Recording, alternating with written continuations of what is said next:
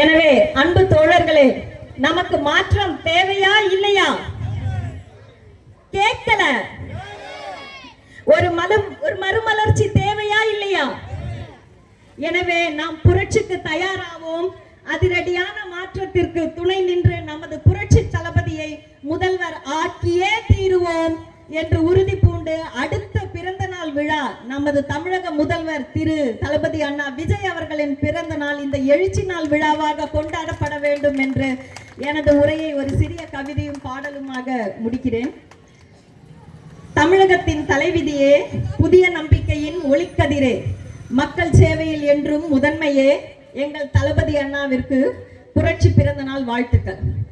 ஒரே ஒரு பாட்டு, சும்மா 4 லைன் தான், நம்மளுக்கு ரித்தம் இந்த இதெல்லாம் தேவையில்லை. எல்லாரும் சேர்ந்து பாடுறீங்களா? மக்கள் கூடும் திசை நோக்கி,